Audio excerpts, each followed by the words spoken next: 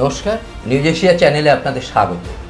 আচ্ছা, একটা বিষয় খুব গুরুত্বপূর্ণ যে এই যে সারদা নারদা, গরু পাচার, রেশন বন্টন দুর্নীতি, নিয়োগ দুর্নীতি, এই সমস্ত যে মামলাগুলো হচ্ছে এবং সেখানে সিবিআই সবকটাই তদন্ত করছে এবং সেখান থেকে আমরা যেটা দেখছি যে কোনো মামলাতেই সেইভাবে তেড়ে ফুঁড়ে সিবিআই একটা জায়গায় পৌঁছতে পারছে এরকম কিন্তু কোনো সম্ভাবনা আমরা লক্ষ্য করিনি বা দেখতে পাইনি।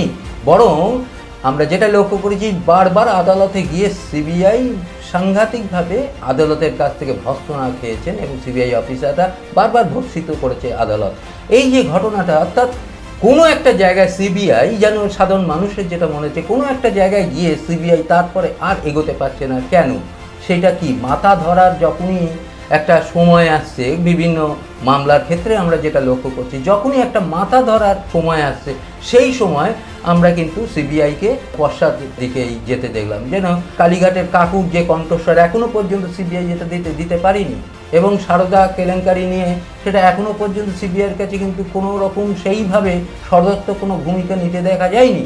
এবং পাশাপাশি আমরা যেটা লক্ষ্য করলাম যে নিয়োগ দুর্নীতি থেকে, রেশন বন্টন দুর্নীতি থেকে যেগুলো আমরা লক্ষ্য করলাম, সেখানেও কিন্তু সিবিআই সেই অর্থে সেটা নেই। অর্থাৎ এখানে যেন কোথায় যেন মনে হচ্ছে যে সিবিআইকে কেন্দ্রীয় সরকারের তরফ থেকে হোক বা কোথাও একটা জায়গা থেকে হোক, তাদের একটা লক্ষণ রেখা টেনে দেওয়া আছে যে দেখো এই রেখা পর্যন্ত তোমরা এগোতে পারো, তারপরে তোমরা কিন্তু এগোবে না, এই রকম একটা জায়গায় কিন্তু মনে হচ্ছে। নয়তো এতগুলো মামলা, এতগুলো বিষয়, একটাতেও সিবিআইয়ের যে সাকসেস রেট সেটা একটা জিরো, এইরকম একটা জায়গায় কিন্তু আসার কথা নয়। অর্থাৎ সিবিআই যদি প্রকৃতপক্ষে সুন্দর করে এটা করতো, এটা একটা ছেলে খেলার মতো ব্যাপার হয়ে গেছে। সিবিআইকে দেখে আমাদের যেটা মনে হয় একটা সম্পূর্ণ একটা ছেলে খেলা মতন সিবিআই খেলছে। এইরকম একটা পরিস্থিতিতে এই আরজিকর কাণ্ডে সিবিআই সেই লক্ষণ রেখা পর্যন্ত কি এগোবে, তারপরে কি সে এগোতে পারবে না পারবে না, এইরকম বড় একটা প্রশ্ন কিন্তু দেখা দিয়েছে। সিবিআইকে কি কোনো লক্ষণ রেখা এই মামলার ক্ষেত্রে দিয়ে দেওয়া হয়েছে যে এই লক্ষণ রেখা পর্যন্ত যাবে, মাথাদের ছোঁয়ার চেষ্টা করো না, এবং কারা মাথা আছে না আছে সেগুলো তোমাদের দেখার পার না, তোমরা তার আগে পর্যন্ত গিয়ে তদন্তটাকে গতিহীন করে দেবে ইত্যাদি এইসব বিষয়গুলো যেমনভাবে আসছে, কথাগুলো কিন্তু একেবারেই যে এই যে প্রশ্নগুলো উঠছে সেটা যে একেবারে অহেতুক তা কিন্তু নয়। তার কারণ হচ্ছে পূর্ববর্তীকালে যে আমরা সিবিআই যা দেখেছি, তাদের কর্মপদ্ধতি বা যে যতটা এগিয়েছে, কীভাবে এগোতে পারে, এগুলো যখন আমরা লক্ষ্য করি তখন সাধারণভাবে এই প্রশ্নগুলো কিন্তু আমাদের মধ্যে জাগে এবং সাধারণ মানুষের মধ্যেই কিন্তু প্রশ্নগুলো বারবার উঠছে। অতএব এইরকম একটা জায়গা থেকে সিবিআই এইবারে এই তদন্তে কিন্তু বেশ কিছু বড় বড় মোড় তারা নিয়েছে এবং মারাত্মক মারাত্মক কিছু তথ্য তাদের হাতে এসেছে, যে তথ্যের মাধ্যমে এই আরজিকর কাণ্ডে একটা জায়গায় তারা পৌঁছতে পারে এরকম সম্ভাবনা কিন্তু ইতিমধ্যে লক্ষ্য করা যাচ্ছে। যেমন 9 তারিখ রাতে 3:10 সন্দীপ ঘোষ সে কিন্তু ওই আরজিকর হাসপাতালে গিয়েছিলেন। ওই রাত্রে কেন তিনি ওই 3:10 আরজিকর হাসপাতালে গিয়েছিলেন এবং তিনি পিছনের গেটে লিফট দিয়ে তিনি ওপরে উঠেছিলেন, 5 বা 6 তলায় তিনি নাকি উঠেছিলেন। এটা কি করে, কেন তিনি গিয়েছিলেন, এবং তার ফলে একটা যে প্রশ্নটা সিবিআইয়ের কাছে পরিষ্কার করে দেখা যাচ্ছে যে এই খুন এবং ধর্ষণের পিছনে সন্দীপ ঘোষ কি প্রত্যক্ষভাবে জড়িয়ে আছে, প্রশ্নটা কিন্তু খুব বড় আকারে এখানে দেখা দিয়েছে। পাশাপাশি আমার আরেকটা জিনিস আমরা লক্ষ্য করছি যে এই অভিজ্ঞ বিরূপাক্ষ বিশ্বাসকে সিবিআই বারবার ডাকছে, বারবার তারা যাচ্ছে, যাওয়ার পরে তারা আবার তাদের ছেড়ে দেওয়া হচ্ছে ইত্যাদি ইত্যাদি, যেটা সিবিআই সূত্র থেকে আমরা যেটা লক্ষ্য করলাম। এর আগে সন্দীপ ঘোষকে কিন্তু এক নাগারে প্রায় 15 না 20 দিন ধরে এক নাগারে তাকে ডেকেছিল এবং ডেকে তাদের এ করে তারপরে দিয়ে অ্যারেস্ট করে সন্দীপকে অ্যারেস্ট করেছিল। যাই হোক, এই জায়গা থেকে যেটা আমরা সিবিআই সূত্র থেকে যে কথাটা জানতে পাচ্ছি সেটা হচ্ছে সিবিআই কিন্তু তাদের যে তদন্তটা ঠিক এই কায়দায় নিয়ে যায়। অর্থাৎ একজনকে যদি অ্যারেস্ট করে তাহলে কোর্ট হয়তো দেখা যাবে 14 দিন তাকে সিবিআই পিসি দিতে পারে, তাহলে এই যে 14 দিন যে পিসি দেবে সেই জায়গা পুলিশ হেফাজতে রাখবে, সিবিআই হেফাজতে রাখবে, এইটা যে ব্যাপারটা সেইটার আগে তারা এই পর্বটা সেরে নিতে চায়। অর্থাৎ তারা রেগুলার ডাকবে, ডেকে তাদের জিজ্ঞাসাবাদ করবে, করতে করতে করতে করতে তারপরে একটা সময় যখন পুরো জিজ্ঞাসাবাদের পর্বটা শেষ হয়ে গেল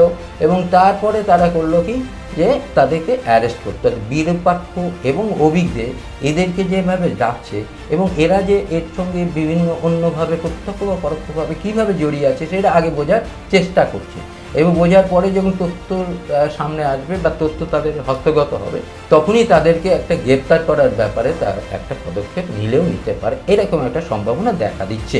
এখন যেটা মেইন যে বিষয়টা সিবিআই যেটা খোঁজার বারবার দিচ্ছে যে মোটিভটা কী ছিল, এই খুন বা ধর্ষণের মূল মোটিভটা কী ছিল, যে মূল মোটিভটা কিন্তু যেটা বোঝার চেষ্টা করছে বারবার, এটা কতটা সিবিআই তরফ থেকে সেটাকে তদন্ত তারা আনতে পেরেছে সেটা নিয়ে যথেষ্ট সংশয় আছে। দ্বিতীয় যেটা আরেকটা সিবিআই সূত্রে যেটা মোটামুটি যেটা জানা যাচ্ছে, সেমিনার রুমে যেখানে দেহটা পড়েছিল ঠিক সেখানেই কিন্তু ঘটনাটা ঘটেনি, ঘটনাটা অন্য কোনো জায়গায় ঘটেছে এবং সেখানে কিন্তু সেই দেহটাকে সেখানে এনে রাখা হয়েছে।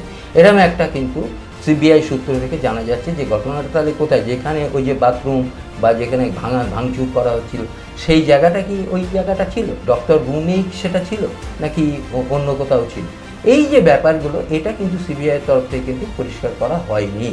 তবে ওই দিন কারা কারা ছিলেন, কিভাবে এটা হয়েছে ইত্যাদি সব কিছুই মোটামুটি সিবিআইয়ের কাছে বেশ কিছুটা একদম পরিষ্কার হয়ে গেছে এবং সিবিআই কাদের কাদের গ্রেপ্তার করবে, কিভাবে কাদের গ্রেপ্তার করবে, কারা কারা জড়িয়ে আছে সমস্তটাই কিন্তু সিবিআই রেডি করে ফেলেছে এবং যে রিপোর্টটা ইতিমধ্যে সুপ্রিম কোর্টের কাছে জমা করেছে সেখানে কিন্তু সাংঘাতিক বিস্ফোরণ রয়েছে বলে অনেকেই মনে করছেন এবং এই জায়গা থেকে বলা যেতে পারে সিবিআই যেভাবে চলছে যদি তাদের কোনো রকম লক্ষণরেখা টেনে না দেওয়া হয় তাহলে কিন্তু সিবিআই একটা বড় কিছু এখান থেকে উদ্ধার করে দিতে পারে এবং তদন্তে যারা যারা উঠে আসবে তাদেরকে সবাইকেই অ্যারেস্ট করতে পারে। এখন সিবিআই এই ধীর গতিতে চলার অনেকগুলো কারণও আছে, তারা এমন কিছু ধুম করে কাউকে অ্যারেস্ট করবে না যে তথ্য প্রমাণ ছাড়া কাউকে কিন্তু ধম করে অ্যারেস্ট করতে চাইছে না এবং সেই জায়গা থেকে এদেরকে বারবার একই জিনিস বারবার ঘুরিয়ে ফিরিয়ে বলে একদম কনফার্ম হয়ে যে একেবারে দোষী এরকম একটা কনফার্মেশন যখন তাদের হাতে আসছে তখনই তারা কিন্তু তাদেরকে গ্রেপ্তার করার ব্যাপারে সিদ্ধান্ত নিচ্ছে।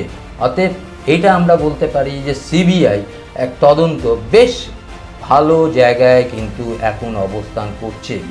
যদি এই ক্ষেত্রে কোনো কেন্দ্রীয় সরকার বা অন্য কোনো জায়গা থেকে যদি লক্ষণ রেখা সিবিআই টেনে না দেওয়া হয় তাহলে এই কেসে কিন্তু দোষীদের সিবিআই শাস্তি দেওয়ার ব্যবস্থা করতে পারে, এমন সম্ভাবনা কিন্তু ইতিমধ্যে দেখা দিয়েছে। আপনারা লক্ষ্য করবেন, আমরাও লক্ষ্য করছি, আমাদের চ্যানেলটাকে সাবস্ক্রাইব করবেন। নিউজ এশিয়া, গণতন্ত্রের কণ্ঠস্বর।